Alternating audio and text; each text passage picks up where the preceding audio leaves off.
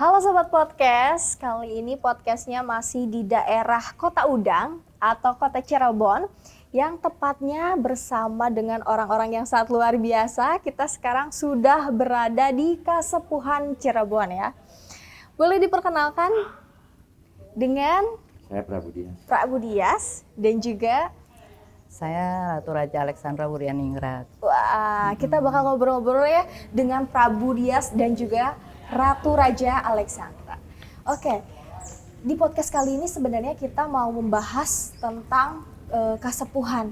Karena banyak sekali orang awam yang masih belum tahu Kasepuhan itu awal mulanya berdirinya kapan. Kemudian juga bagaimana struktur organisasinya, apakah ada kaitannya dengan pemerintah kah atau seperti apa. Boleh mungkin dari Prabu Dias menjelaskan awal mula sejarah dari Kasepuhan ini seperti apa?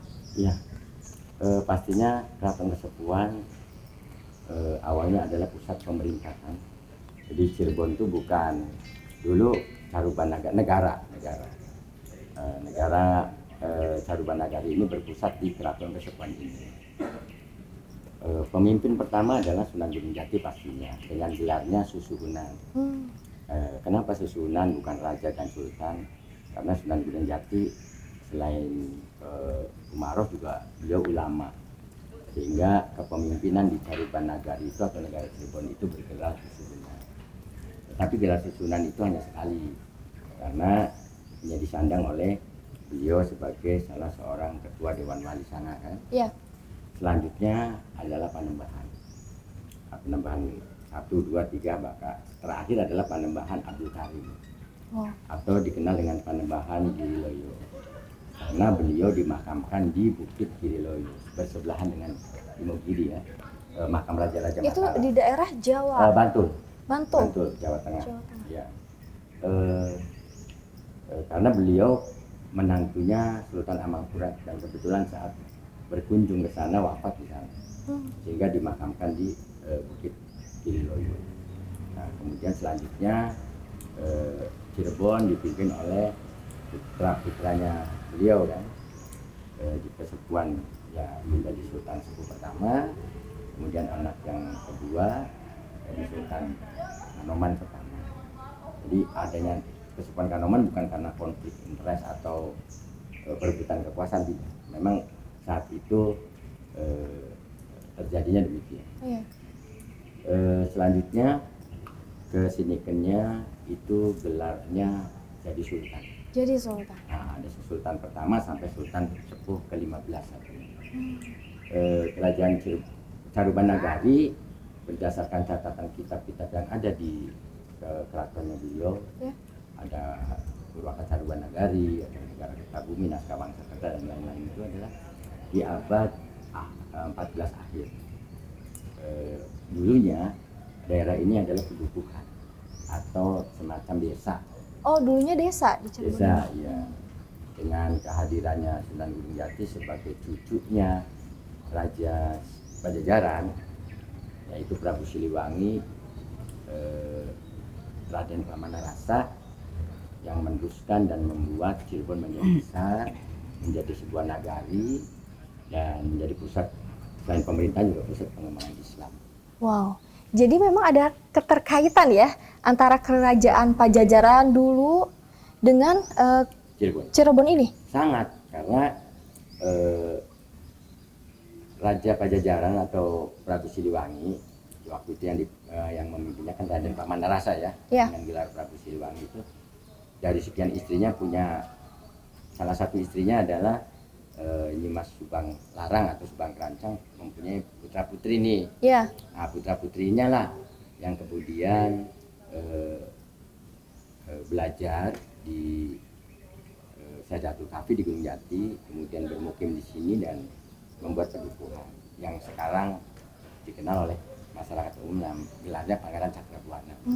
Nah, itu putra putrinya Prabu Siliwangi, ya, dengan Nimas Rara Santang.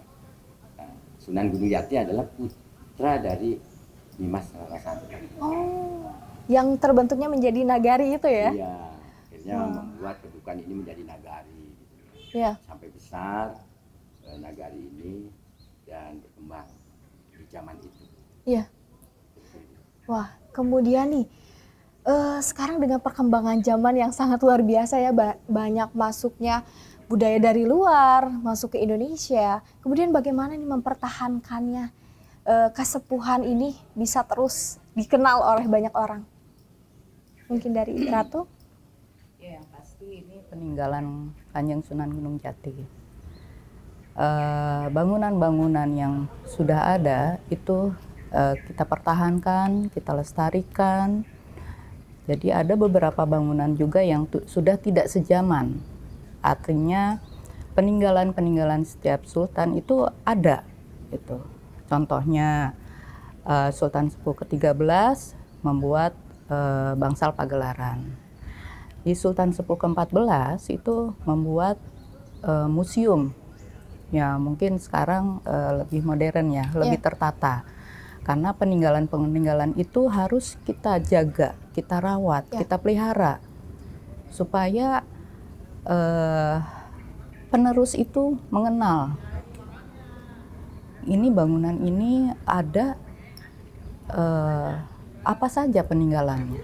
Nah, disitulah kita mencoba terus mempertahankan bahwa peninggalan ini harus dirawat, dijaga. Ya, betul. Sekarang kan menjadi pusat pariwisata. Ini salah satu destinasi wisata utama di Kota Cirebon. Iya. Jadi otomatis banyak wisatawan-wisatawan datang kemari untuk melihat peninggalan-peninggalan Kanjeng Sunan Gunung Jati. Itu.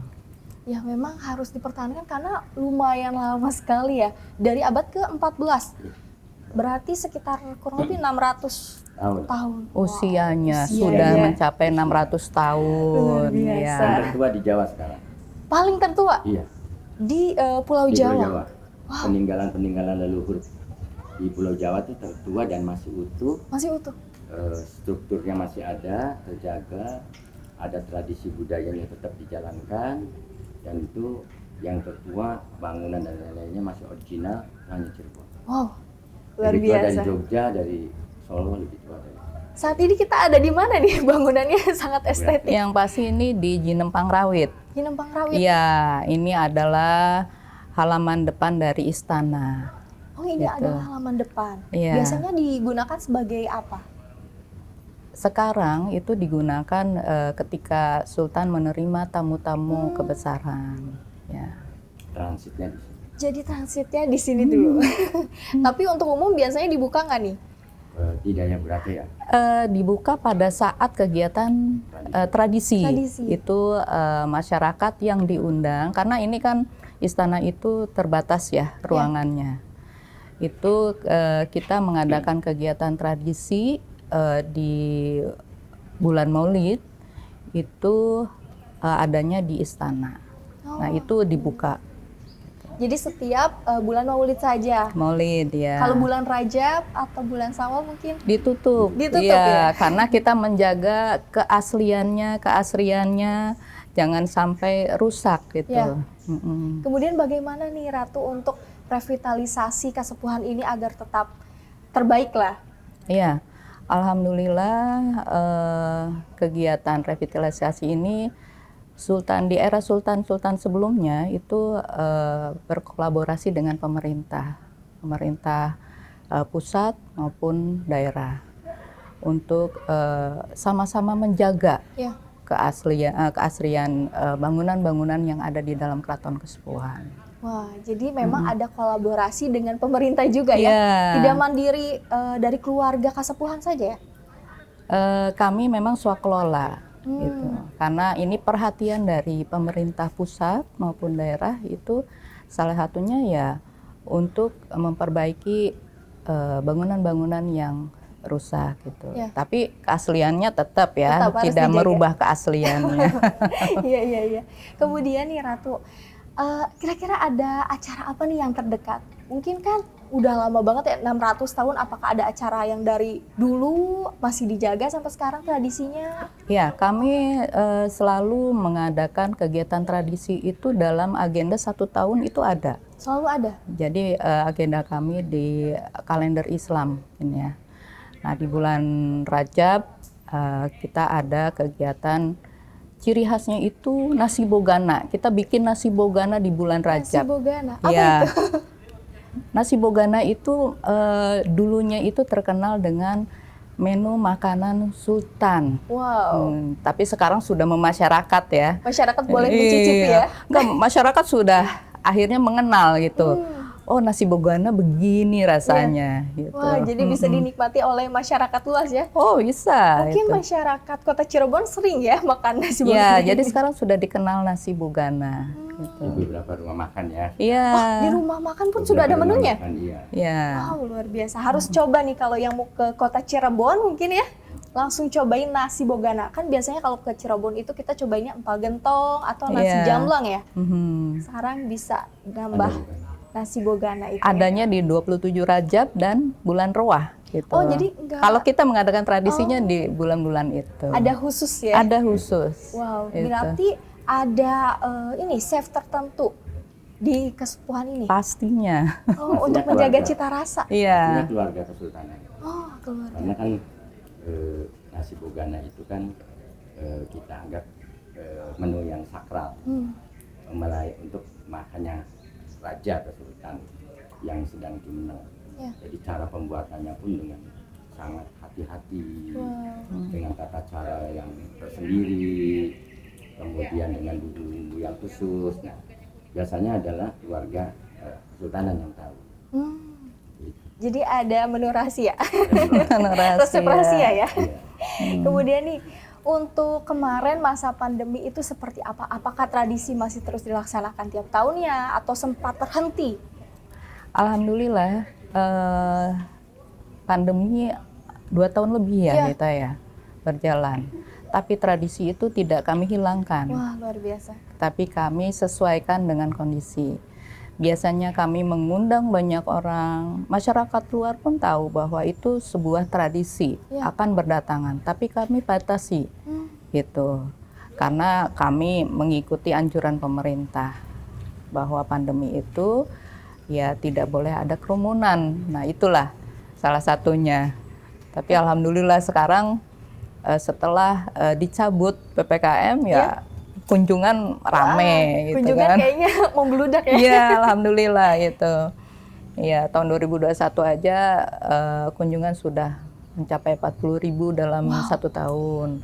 Nah, di 2022 naik 100% itu. Wow. Udah 90 ribuan dalam 1 tahun. Ya, itu bukan hanya dari Indonesia. Mungkin ada Ada dari mancanegara ada, ya. Jadi sebenarnya udah terkenal di mancanegara Sudah ini kesepuhan. terkenal. Malah dulu itu pernah kita kerjasama dengan travel dari luar, dari Belanda, itu kami ada paket wisata. Jadi makan dinner di sini dalam, Arah kesultanan. iya, dengan menyajikan tari-tarian. Wah, luar gitu. biasa. Sangat menarik. Iya, Biasanya November Desember ya. Waktu ya. iya. Jadi kapal pesiar tuh menyandar di Cirebon. Wow. Kemudian mereka naik beca ke Keraton Kesepuhan. Di sini dijamu oleh Sultan, makan di sini, dinner sini, disuguh tarian segala macam. Wah, Jadi menarik kalau pandemi banget. ya Ratu ya. Ya, alhamdulillah. Kita semua juga stop. Tapi yang tadi dijawab oleh Ratu Raja bahwa ada tradisi budaya yang turun temurun. Ya. Pihak kesultanan pasti melaksanakan walaupun dengan porsi yang internal, tidak terbuka untuk umum. Misalnya contoh peringatan Maulid Nabi itu dikenalnya Panjang Jimat. Itu dari bukan hanya kota Cirebon, tapi juga dari berbagai kota yang lain di Kalimantan lain datang tuh hanya untuk melihat Tradisi ini ya? Tradisi. Panjang Jimat. Panjang Jimat. Itu tetap dilaksanakan, tapi karena COVID waktu itu Ya. pihak kesultanan bekerja sama dengan pemerintah daerah melakukan suatu langkah-langkah mencegah penyebaran COVID. Masyarakat umum tidak. Untuk membatasi ya masyarakat. Panjang Jimat itu seperti apa sih tradisinya? Yaitu itu kan memperingati hari lahirnya Kanjeng Nabi Muhammad SAW. Jadi ada beberapa rentetan kegiatan di acara Maulid itu, termasuk bikin ikan bekasem. Ikan bekas. Ikan bekasem itu artinya ikan yang dimasukkan ke guci dalam 1 bulan baru dibuka. Itu dibuka dan dimasak, nanti disajikan di acara puncak. Nah itu ada nasi jimat. Kita ya dengan nasi jimat itu masyarakat itu sangat ingin mencoba. Karena itu kan dibawa ke Langgar Agung untuk didoakan. Gitu. Jadi bukan makanan yang asal dibuat ya. Iya. Prosesnya panjang sekali hingga 1 bulan ya. Iya 1 bulan. Wow, luar biasa. Jadi kalau Bekasman itu ikan Ikan? dan laut misalnya itu Gak ada ikan khusus tapi. Khusus syaratnya. Iya khusus ikan. Ya. Diramu dengan bumbu-bumbu. Di keraton kan ada guci yang zaman dulu ya. Masih ada sampai sekarang. Masih. Ada, Jadi, guci ratusan tahun itu Ratusan usianya. tahun. Dimasukkan ke guci itu ditutup rapat. Nah, nanti saat menjelang panjang jimat itu dibuka. Tidak basi, dibuka, disajikan. Dimasak dulu nggak? Dimasak Masak ya, dulu. Oh, dimasak. dimasak. Kalau nasi jimat yang menjadi idolanya masyarakat katakanlah ya, orang mau ke panjang jimat itu berharap mendapat nasi jimat. Itu cara pembuatannya itu tidak seperti kita Mau bikin nanak nasi ya? Itu dengan ritual tertentu, dengan memuji nama Allah, dengan bersalawat. Nah, salah satunya juga Ratu Raja ikutan. Penuh keberkahan ya. Mengupas padi. Jadi gabahnya dikupas. Dikupas pakai tangan. Satu-satu? Iya. sih. Itu Selama- tradisi. Selama berapa misalnya 40 hari atau itu dapatnya berapa misalnya 3 kilo, 5 kilo itu. Wah. Itu Jadi dengan nambah resiko. kerjaan Ratu nih. Buat ngupasin padi. Itu biasanya berapa banyak Ratu? Ada beberapa yang dari istri kaum masjid yang mengikuti kegiatan tradisi itu. Sebagai syarat ya. Sebagai syarat Memang ya. sudah dari dulu ya. Dari dulu itu tradisinya seperti itu. Wah, jadi sebenarnya di Kasepuhan ini banyak tradisinya itu lebih ke makanan-makanan ya. Enggak juga. Oh, ada apa lagi? Ada bikin lulur. Lulur. Iya. Itu untuk apa lulur? Kita racik sendiri di sini. Tapi Sampai dijual nggak nih? dipipis itunya. Namanya boreh kalau di sini. Boleh. Mm-mm. Yang bisa pakai lulurnya itu hanya Kasepuhan. Iya, itu di acara Maulid Nabi. Menjelang Oh. acara puncak itu Hanya tradisi ya. ya keluarga kesultanan, seperti Ratu Raja itu membuat berbagai misalnya dupa atau kalau orang Cirebon ukuk. Ukuk. Itu diracik sendiri dari kayu gaharu, kayu cendana dan lain-lain.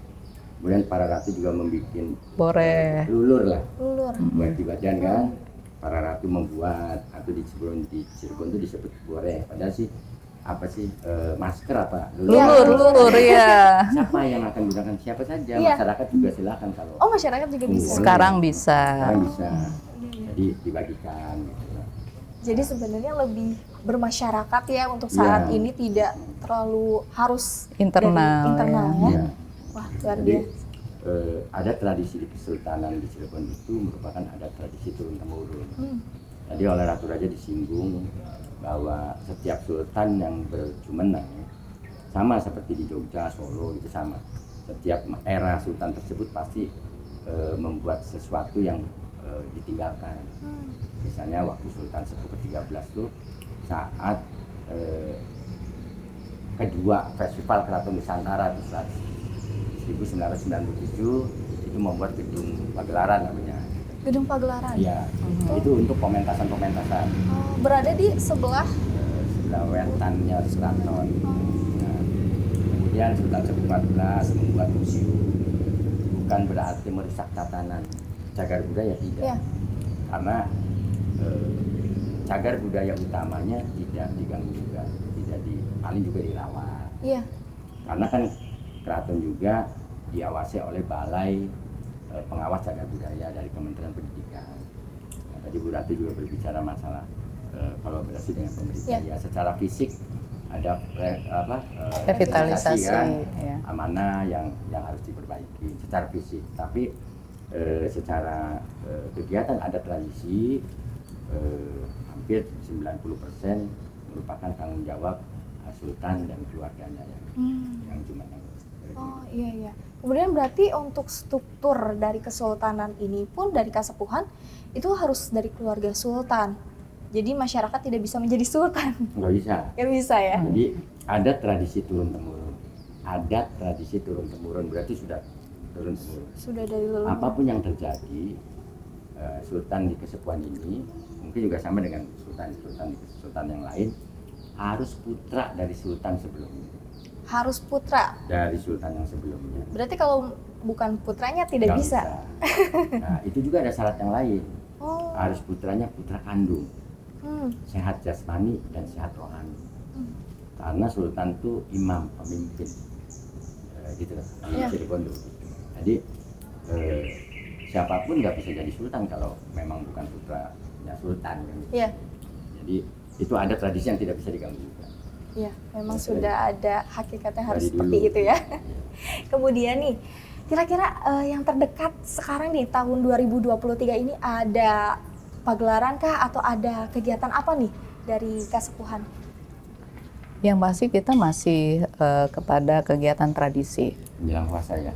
Iya, kegiatan tradisi ini tiap bulannya ada. Seperti yang tadi Rajab, Perwa, Ramadan, itu ada tadarus, ya bulan Syawal. Nanti di sholat Id, setelah itu Sultan setelah pulang dari masjid itu melihat gamelan Gamelan. sekaten. Oh, ada gamelan. Ya, Tinggi. di Sitinggil. Kalau mau lihat menyaksikan gamelan sekaten itu adanya di setelah sholat Id, Idul Fitri dan Idul Adha. Jadi setahun 2 kali. Setahun hanya 2 kali Iya. ya. Jadi memang istimewanya untuk datang ke Cirebon itu pas ada tradisi-tradisi Iya, dari betul. Kasepuhan ya. Sudah ada agendanya. Iya. Oh iya. Terutama yang tradisi ya. Iya. Karena saya tadi Pak Raja bilang ada sekaten saat setelah sholat Idul Fitri dan Idul Adha itu gamelan sekatennya itu gamelan yang usianya sudah ratusan tahun. Itu sudah ratusan tahun. Dan Iya. keluar dari ruang utama di dalam kesultanan itu ya 2 kali dalam setahun. Oh, hanya 2 kali. Iya. Tapi apakah tidak jadi rapuh atau seperti apa? Karena banyak sekali barang-barang yang sudah ratusan tahun tapi tetap masih bisa digunakan ya. Iya, alhamdulillah Cara kami merawatnya. merawat, menjaga itu semua barang-barang yang usianya sudah ratusan Iya. tahun. Di museum Iya. pun. Termasuk wayang-wayang juga ada gitu. Nah itu kalau wayang itu adanya di bulan Suro, pagelaran wayang biasanya kita Tetap ditampilkan. ditampilkan ya pagelaran wayang. Nah setelah pagelaran wayang besoknya kita mengadakan jamasan, pencucian benda pusaka. Iya. Wah, luar biasa. Biasanya masyarakat juga boleh tuh. Boleh. Nitip ke keraton, ikuti jamas, ikuti cuci. Oh, bisa ya? Bisa. Wah, banyak sekali ya sekarang kegiatan-kegiatan yang sangat positif bisa dirasakan langsung oleh masyarakat ya. Jadi untuk masyarakat seluruh Indonesia bisa langsung datang ke kota Cirebon, khususnya di Kasepuhan Cirebon, karena kita bisa menyaksikan langsung, bahkan bisa merasakan dari makanannya, kemudian juga tradisi khas ala Sultan dari Kasepuhan Cirebon. Mungkin cukup sekian ngobrol-ngobrolnya. Terima kasih banyak Prabu Dias dan juga Ratu Raja sudah menyempatkan waktunya. Dan untuk Sobat Podcast, terima kasih banyak sudah menonton dan saksikan podcast di TVRI Jawa Barat. Jangan lupa like, komen, dan juga subscribe. Dan sampai jumpa di podcast selanjutnya.